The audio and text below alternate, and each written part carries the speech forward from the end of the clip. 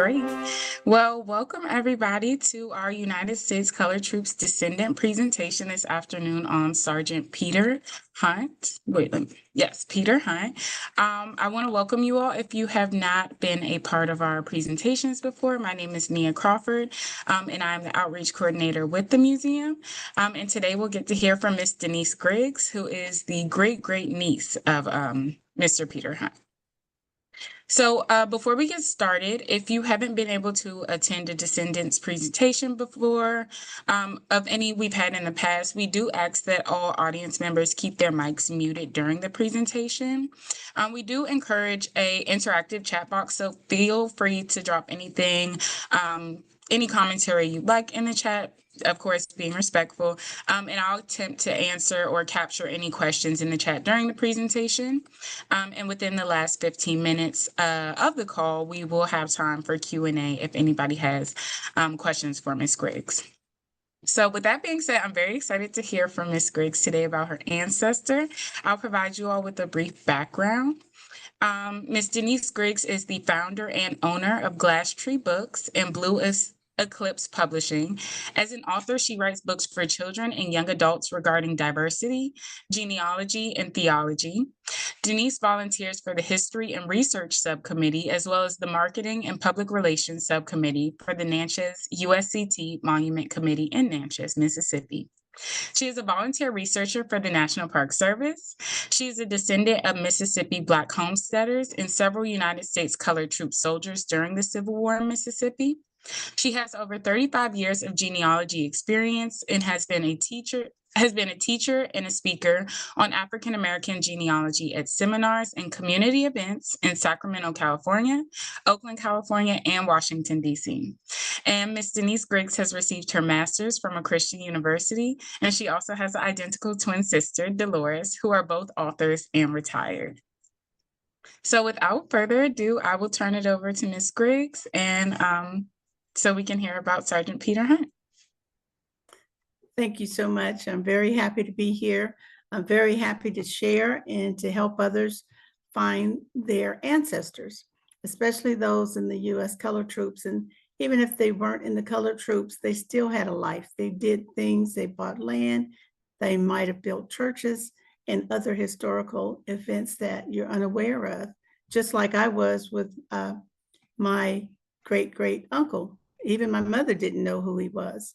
And so I'll start with that, but I'll let you know, you have to be ready to look this information up, because you'll find things where someone might have been murdered, someone might have been run off or killed for their land. There were divorces, there were marriages, there were close relationships. So you have to want to know, but you can't judge it. Whatever you find, you can't be embarrassed about it. You just have to deal with it, because it's history now, it's in the past, and hopefully it'll help us all learn something. Okay, so let's get started. I want you to know I only had 3 to 4 hints before I even started on Peter Hunt. This is Peter. He was born August 14th, 1844 in Liberty, Amite County, Mississippi. He died June 7th, 1915 in Whiteapple, Franklin County, Mississippi. And that's kind of like Roxy, Kirby, Whiteapple. They're just like all together little hamlets, so to speak. Oral family history. That's one of the first things you need to do. A simple question for my great aunt was, Auntie, who's that picture of that white guy on your wall? I mean, why?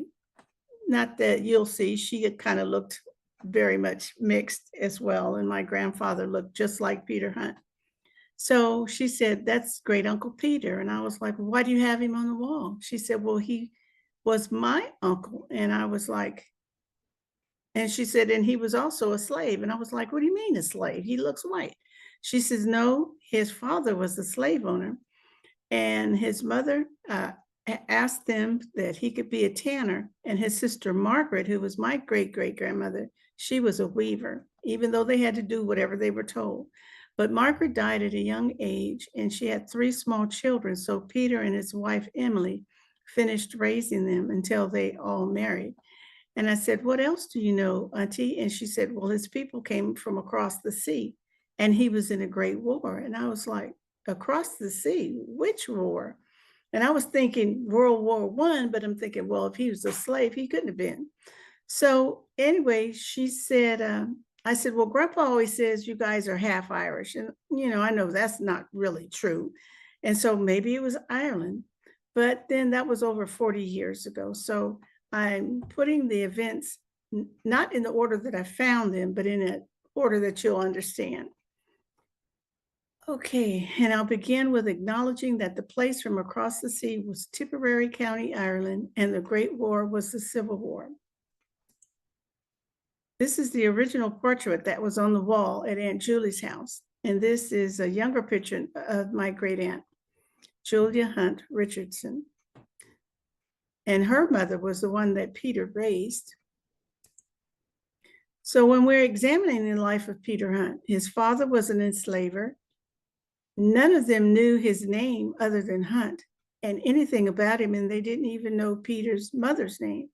But I discovered that he was Captain Henry Hunt, who was born in Georgia, January 1st, 1793.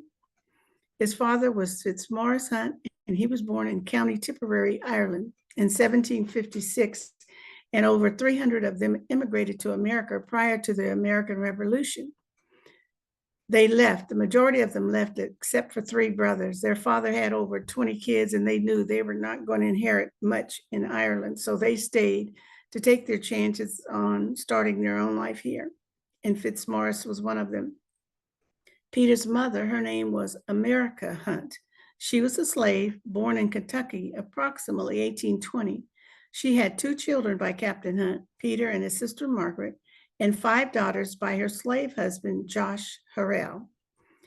I kind of have her as a silhouette because she just was not so much recognized, as you would say, as a slave woman.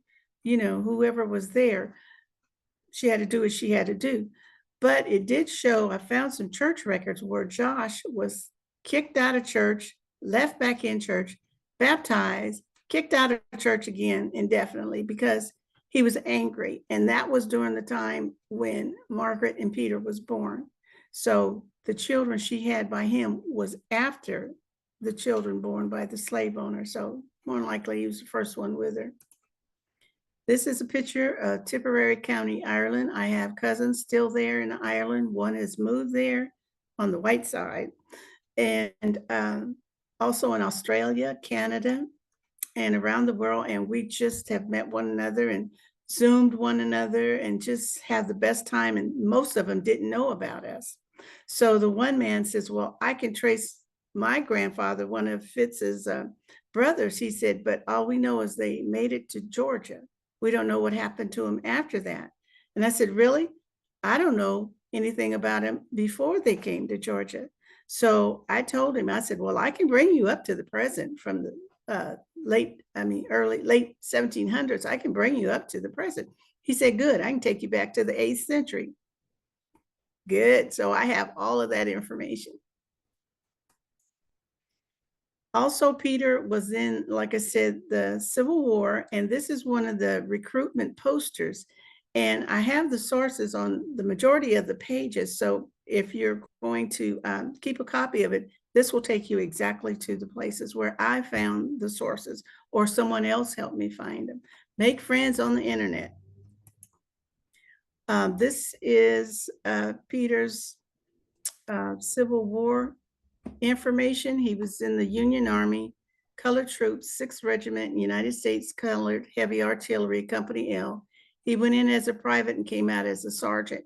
And this shows where he is on the African American Civil War Memorial, plaque A16. And that's important for you to note for later on.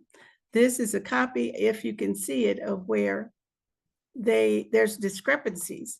They said he was 16, 5'6", black. His complexion was black, but it says he was from the Hunt Plantation from Amite County, Mississippi. And I'll show you the discrepancy later.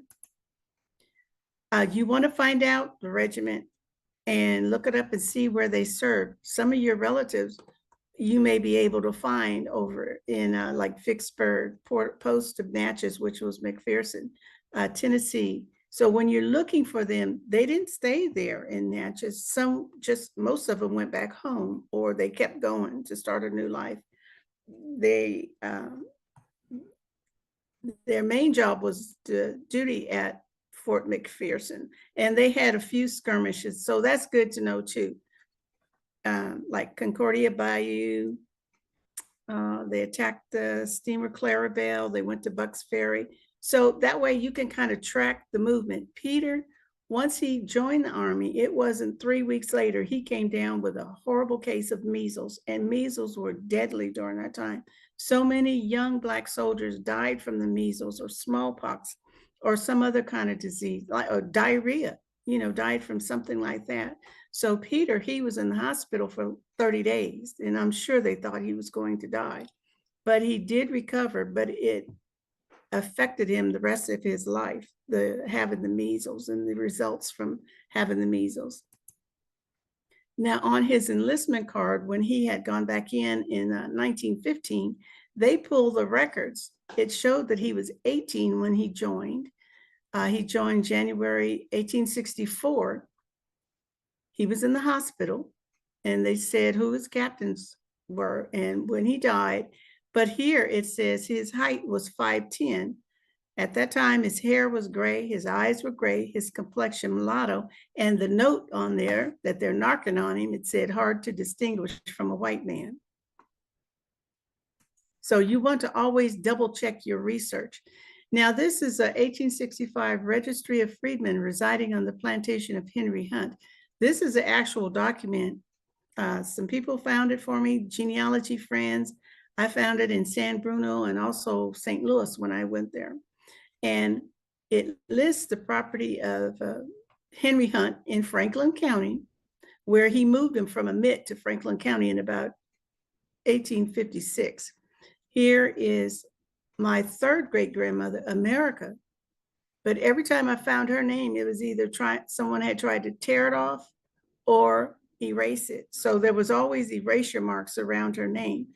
But I did find some information in Salt Lake City. You need to go there at least one time, to look for information. And it shows Margaret, my second great grandmother, and Peter's sister, and the rest of Peter's sisters. Also, it shows Deck Hunt and Manda Hunt. Those are my second great grandparents, but not Peter's. Her mother, America's mother, is Millie. And then Harriet, Louisa, Sarah, all of these guys, they were on the property, but who's not there? Peter, because Peter was over in Natchez because he served until 1866. So this is an 1865 document. And one thing here, I'm not sure what the class means for the African Americans, but the colors, black, yellow, and copper. It had a C over here, and I eventually found out it was for copper color, and that was a little darker than mulatto, or it could have been black and Indian mix. And so Millie, at age 65, she's a dependent. So now we'll go to the pension documents. The pension records, they're at the National Archives Research and Administration in Washington, D.C. This is the back of the building. This is the one you have to go to, not the front with all the steps walking up, but it's in the back. And you have to go through this door, leave your guns, leave your knives, leave your tomatoes, everything, because you are going to be frisked. You're going to walk through a metal thing. You can't take your purse or anything like that. You just have to get a locker, which is basically free, and leave all your information there. But if you take a scanner, a copier, you can bring that upstairs to scan the documents. And you can go to this website and it'll take you right there to tell you exactly how to do it. This is Peter Hunt's pension application card. You have to have this information. You should have it before you go. What I did before I went to DC was I did a template, which I didn't show you here, but I did a template of all the documents that I wanted, their names. I put the unit they were in. Peter's unit was the 2nd, the 5th, and eventually the 6th. It shows he filed in September 1887 for his pension. This is his application number. but this is the certificate number. If there's a certificate number, more than likely, well, there is a file, a pension file. If there isn't one, they probably got rejected, but you'll see that when you're there too. So they let you go upstairs. They'll pull this file for you. So like I said, ask for it a couple of days or weeks before you go, and they'll have it waiting on you. They're really good about that. Peter's records, you can't really read them, but he went in as a private, then he was promoted to a corporal, then to a sergeant, and he was a sergeant upon discharge. Now, when you look in the pension files, as Bernice Bennett, and some of you may know her, she told me to look for this statement of declaration. The first time I went there, I had like a half hour to look. And so on this page, it has the most personal information about the soldier. It gives the date of the declaration, where he was born, where he presently lives. The name of his first wife was Emily. Who performed the marriage, so they apparently had proof, when his wife died, and then he decided to try and get married after being married for 25 years. This Alice woman, she was half his age, so that didn't work out. That lasted a year, and he divorced her. But he married a widow his age, and her name was Rebecca Gibson, and she was from Freewoods, Mississippi, and that was like an interracial area in the woods. That's why they called it Freewoods, because you could live there. The white man could live there with their African women or Indian women. Okay, this Rebecca Wilson, this is her picture right here. I was introduced to a woman. I met a man on the website, DNA, and we started talking, and he told me, it turns out we were double cousins on both our mother's and father's side, but not blood cousins. So he told me his auntie still lived in Mississippi, and her name was Flora. And to call and ask her if he called to see if I could talk to her, because she was very private. Aunt Flora and I must have talked almost every day for the next 2 years. My sister and I, we found out we had Sky Mile points. We went to Mississippi for like $8 each round trip. Keep those Sky Mile points. And so Rebecca turned out to be her auntie, her father's sister. So they were married for 5 months, and Peter said he told her to come inside and cook him a meal, and she refused. So he told her to get out. That's what it had on his pension. I thought, oh my God. So the more Aunt Flora and I talked, they never divorced. So I told her, I said, you know, Peter probably was so agitated. He was used to being told what to do as a slave. So now he's the husband. They both had white fathers and black or mulatto mothers, but she was like the beloved daughter of this white man, where he was a commodity, or Peter was a commodity to his father. So anyway, we just figured he never divorced her and just felt sorry for what he had done. And they probably told him to write it that particular way. But anyway, she already had land in Freewoods, and she told him, I guess, I don't need you. So she left. Now, anytime someone applied for their pension, they had, this is just one sheet of the many sheets of the medical examination they had to have. And as you can see, they listed everything that they saw on that man's body. And there's one picture I cannot unsee. It wasn't Peter's, but oh my God, I imagine that man wish he had died. And there's pictures of people with missing arms, missing legs. They were amputated because of the war. So you're going to see things like this when you're going to read it. You know, they even talk about boils and pus and everything like that. So they thoroughly examine them. Now, also in Peter's file, in 1907, a witness came forward to say his mother belonged to Captain Hunt. He didn't say she had children, but it was Peter's white brother, which was his half brother. And he was named after his father and grandfather, Henry Fitzmaurice Hunt. It looks like Fitzmaurice, but it's pronounced Fitzmaurice. And he verified Peter's date of birth, where he was born, and that he had known him all of his life, because he was older than Peter. You can barely read it, but that's good information, because you can see he signed Henry Hunt. Okay, on this claimant statement, Peter claims his disability was due to contracting the measles. When he first filed, they came back and said his disability was from syphilis and they weren't going to give him his pension. Well, he pitched a fit and he got the doctors to thoroughly examine him several times. There's more medical information in there than anything else. And that the doctors did verify that it was the result of the measles and not venereal disease. That's how they got a lot of soldiers to not receive a pension. Okay, according to his mother, he identified Captain Henry Hunt as his father. He said old Captain Henry Hunt because he was in his 50s when Peter was born. So his doctor, Dr. Stone, gave the proof of his condition. And that's still good information to have because you can trace Dr. Stone. You can trace, which I did, Henry Hunt's family.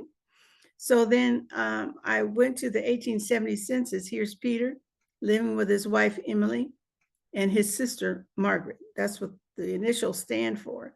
And a little later over here, it shows who was a citizen. So by that time, he was a citizen. On this 1890 census, this is when they passed the law that the parents and the wives or the widows could also file for a pension. And on here, it shows both Peter Hunt and Deck Hunt. Deck Hunt never went to the service, so someone was trying to get pension monies for him. So also wanted you to know that there were so many difficulties before, during, and after the Civil War. There was a different pay scale for white and black soldiers. Soldiers were getting $7, black soldiers were getting $7, and the white soldiers was getting $13. They had diseases, death, or lifetime disabilities. They weren't citizens until 1868. They couldn't vote until 1870, although the Reconstruction Act in 5 of the southern states allowed them to vote in 1867. There were terrorist groups like the Ku Klux Klan and white captors who roamed the southern states, still angry about losing the war. Some were run off or killed for their homesteads. Thankfully, Peter wasn't. Some soldiers and families didn't receive or rejected for their pension because they couldn't prove the marriage, date of birth, or false information from outsiders. Somebody else said, this man is not taking care of his father right because he was getting the amount of money. Today's money, it would have been about $1,600 a month. So he was trying to force his brother, they knew who it was, he was trying to force his brother off helping his father out about the pension monies to get his dad to come live with him so he could handle his money. And some got dishonorably discharged, and you can't find fault or be embarrassed about it because some went AWOL, some deserted, other inaccuracies. One man was in the hospital. They said over in Vidalia, Louisiana, which is like 10 miles from Natchez, he was in the hospital and they listed him as AWOL, and his blind parents could not get his pension. So there was a lot of fraud going on with the service. Now, some of them either purchased their land, was willed the land, but then in the Homestead Act of May 1862, you could get up to 160 acres if you were a citizen of the United States or an immigrant and declared your intent to become one, and that you didn't fight against the United States or aid the enemies like during the Civil War. So the Confederates couldn't apply for a homestead. And you only needed a filing fee, but you had to improve upon, that's what they called it, on the farm and the land. Then you needed at least 2 to 4 witnesses to testify that you did all the improvements. Post your notice of intent in a local newspaper and pay the fee. And then it took several years, some at least 5, some 10 or longer, to get their homestead certificate or their land patent. So Peter filed like in 1871, but he didn't get it until 10 years later in 1881, but he got 157.38 acres. I don't think that his descendants are living on all of the acreage, but they didn't even know about him, and they were living on the land he originally acquired through a homestead. He built a house. He used 25 acres of it for farming, built 5 structures, a corn crib, two of them, kitchen, smokehouse, and a cotton house. The witnesses, Richard Jake Pickett, turned out, I didn't know at the time, but it turned out to be his brother-in-law. And I still haven't researched Nat Foster, even though he was a neighbor, to say. And America, who was kind of faceless at that time, she ended up getting homesteading 39 acres of land. She filed in 1883 and received her certificate in 1892 when she was over 70 years old. I'm so proud of her. On the Bureau of Land Management, you can go and check it. And I encourage everyone to check all the names, all the last names in your family to see if anyone filed for a patent for land. And it'll tell you, it'll also tell you where it is. And there's a map that shows up below and it pinpoints exactly where the property is. You can go on, is it Google? Something on Google, and you can actually see the land. I could see the land that my third great grandmother owned that a forest company now owns. And then they were issued a certificate for the land. And let's see, it was signed by James Garfield, President James Garfield, on Peter Hunt's property. There's also First Landowners Project, and it's at historygeo.com. They showed you who owned the land, originally owned the land. Here's Peter for his 3 parcels, and just below him is his mother. They misspelled her name. Instead of Harrell, they spelled it like Harold. So anyway, so that's good to have. That's like $20 for every 3 months that you check. So you can check any county in the United States to find out who owned the land.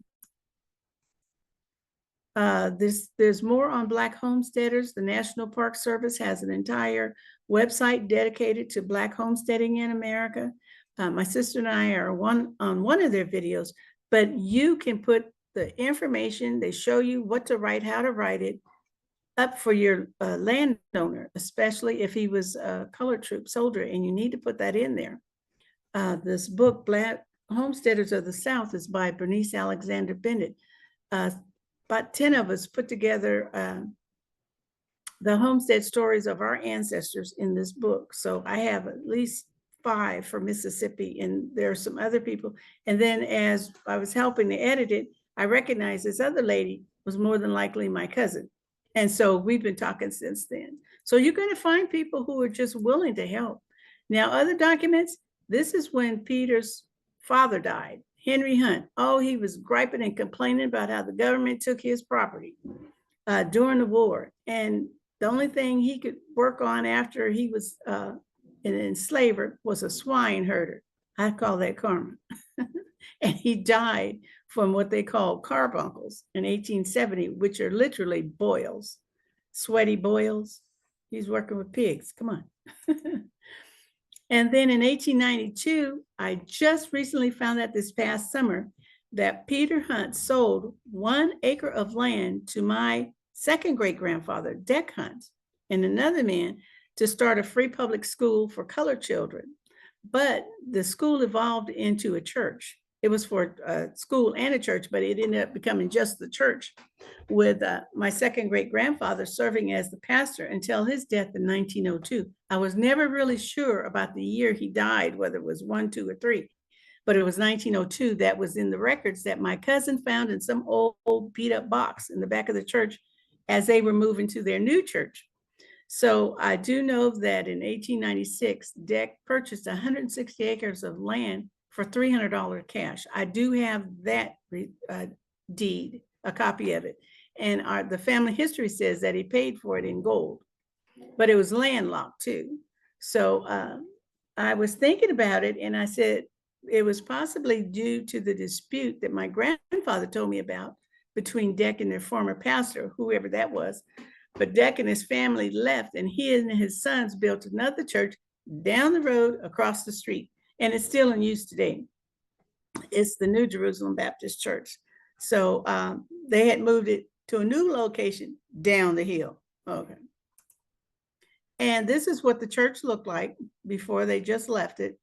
And the Hunt family cemetery is not that far. You can't see names on here, but I transcribed them after I visited and just wrote down everything so I could go back and look and see exactly who was related, who was the person, the spouses and children and such. And then on Peter Hunt's death certificate, there's an index that I found in Mississippi.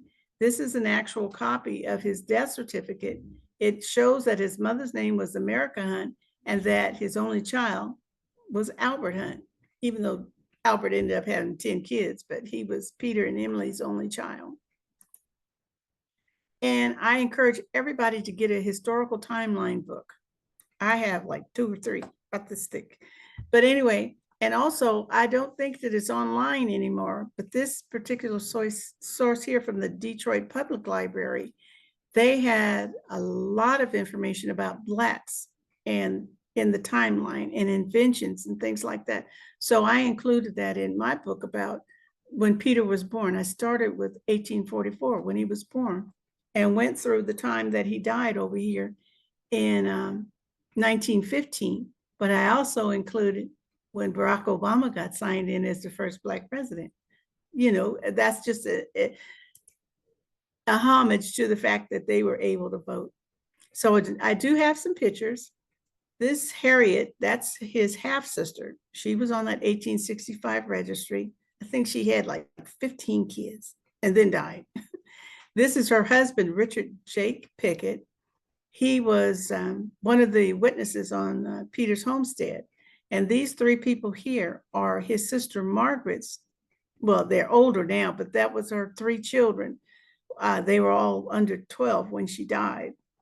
And I found a sexton record. I didn't even know they had such a thing, but I found it for Adams County that they post a notice of what people died from.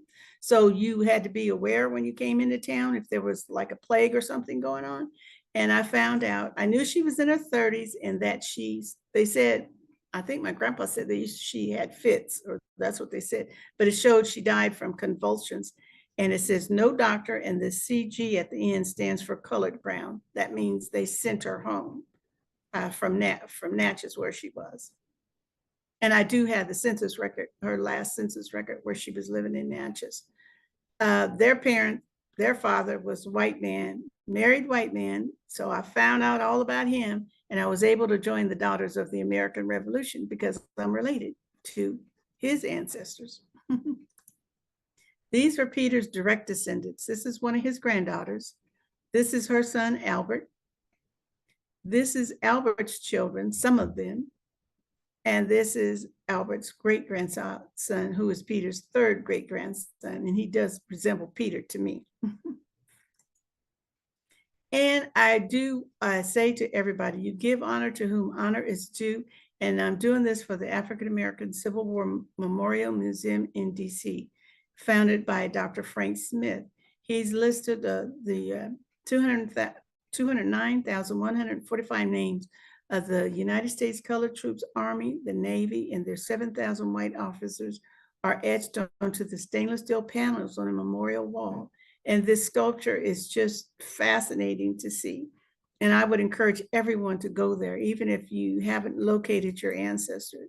And when I went there the first time, I was in such tears, I couldn't even see these 2 people on either side of me as they led me across the street at that time to the memorial and then to locate Peter on the wall.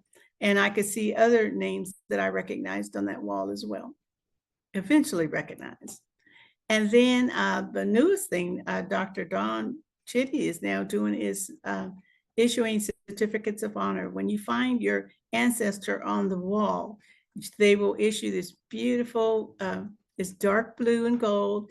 And I had to crop out the gold around it, but it's beautiful. It's just really beautiful. And I just really thank you all for it. And so I try to tell everybody, there's a call to action here. Talk to your family members, trying to identify all the surnames, the last names of your ancestors. Oops, sorry. Search the USCT databases online. You can go to the African American Civil War Memorial Museum. You can go to the National Park Service, Ancestry.com, Family Search, and Fold 3. verify the names, family information, oral family history, and timelines. You can have just one line of gossip and half of it is going to be true. So I tell everybody, most lies, half of it is true, but the other half is not true. Prepare their information so you can get copies of the pension files. Order it through NARA. They do have independent researchers that will go to the archives, make copies of it, either mail it to you or email it to you for a fee, or take the equipment with you, your computer scanner or your iPhone. And you have to accept your ancestors' decision why they enlisted or deserted. What happened? Something happened to make them keep going. Try and get a picture of them if you can, and then share with your family and post on other websites like the Natchez U.S. Colored Monument Committee or the Descendants of Natchez, Stories of the United States Colored Troops, or your ancestor state archives. You want their memory to be alive. They were men. They weren't just soldiers. They were men. They lived, they loved, they got married, had children. These are 2 books that I've done, and I've gotten the Indie Book Awards for The Mulatto Slave, The Events in the Life of Peter Hunt, and I just, this past summer, released I Know Who I Am on the Family Tree, a children's guide to genealogy. I say it's for children, but it really is for the whole family. And I just gave a book to one of my neighbors. He's from Guyana, and he was saying, I just want to know, I just want to know. And he was Catholic, so that's where he's going to get the best records ever. And I also got an award from the United States Middle Passage. And that's me, D.I. Griggs Media, where I end up posting everything. Not a lot, but everything that I do. Thank you very much. I want to thank everybody who joined today. Thank you so much, Ms. Griggs, for that amazing presentation. Thank you. I will drop my email in the chat if anybody is looking forward to presenting. But as of right now, we do have upcoming descendant presentations in the month of October. And within the month of October, we'll also be beginning our regimental meetups that'll be hosted by our Director of Education. And it'll be based on the regiment that your ancestors served in. So as of right now, and Dr. Don, please correct me if I'm wrong, but I believe we'll be starting with Maryland as the first regimental state meetup presentation. Correct. Okay, great.